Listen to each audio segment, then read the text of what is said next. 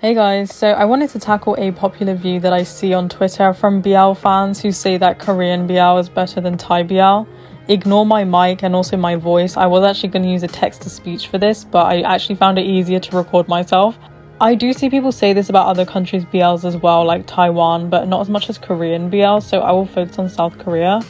Obviously, you're allowed to think that one is better than the other. Who am I to tell you that you can't? I just wanted to discuss it for myself and see the general differences between Thailand and Korea's BLs.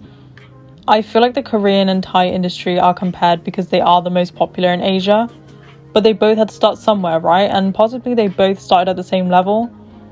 We will get into all of those reasons as to why and how right now. Thai BLs are sold as a whole acting industry, whereas Korean BLs are simply just released as dramas. What I mean by this is that actors from Thai BLs are not only paired up as characters in the show, but also in real life and then sold as a brand when doing sponsorships, fan service, and they even star in more dramas together. However, Korean BLs could be less constricting since the actors are not paired up like this in real life. Instead, they only typically act together for that one project. I don't necessarily think that Thai actors being coupled up is always a bad thing. I used to think that it was bad, but there are conditions from me personally. If they do too many shows together, then it just gets way too much. And we will also get into fan service in a minute. Sometimes you just want to see them in another drama together, and I do see people saying this about Korean BL actors as well, that they wish the Korean actors were also in another drama together. I don't think people would say this if they didn't see the way that Thai actors are also paired up together in other dramas. Next up, I wanted to talk about the storylines, whether the storylines of Korean BLs are better than Thai BLs. This is an interesting one because I feel like in different ways they are both on the same level. On one hand, you have Korean BLs where most of them are set in high school, university, or even a few in the workplace. They are usually 8 to 10 episodes that are 20 minutes long. Nowadays, there are newer ones like Jazz for Two, Love for Love's Sake, or The Eighth Sense that have slightly longer episodes, like 30 to 40 minutes. But though the stories are simplistic, they are usually well paced for the amount of episodes that they have. For example, Semantic Error is 8 episodes with 20 minutes runtime, but has a good pacing. However, with the repeated same settings and similar storylines, a lot of them don't feel like they're anything new, and I wouldn't say a whole lot of them are well written all of the time either. On the other hand, Thai BLs, especially in the recent years, there has been so many new companies with bigger budgets making out their dramas.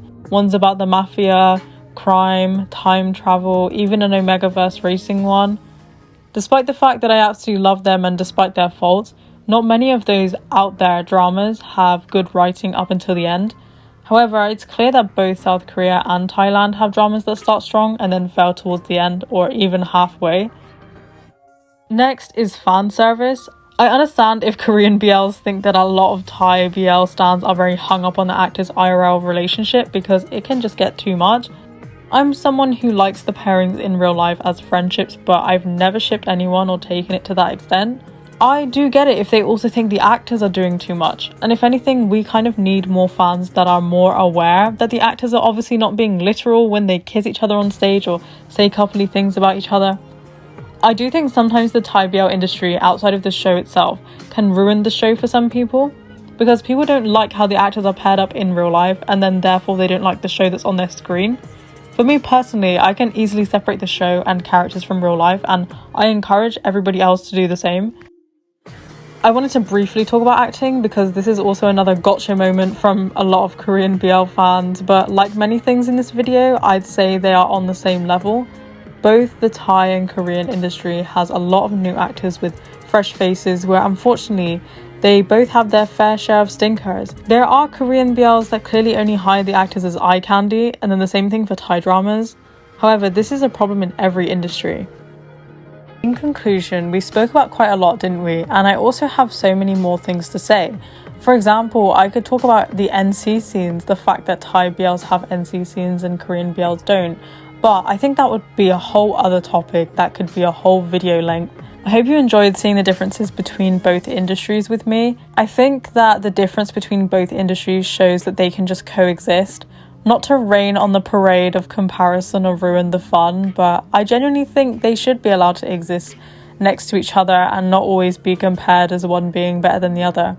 because filmmaking is filmmaking. I don't think it's necessarily fair to base it off of the country that it's from. If anything, filmmaking should be based on the director. But yeah, thank you so much for tuning into my first video. If you have any other video ideas or anything that you want me to discuss, please let me know. And yeah, I'll see you in the next video. Bye.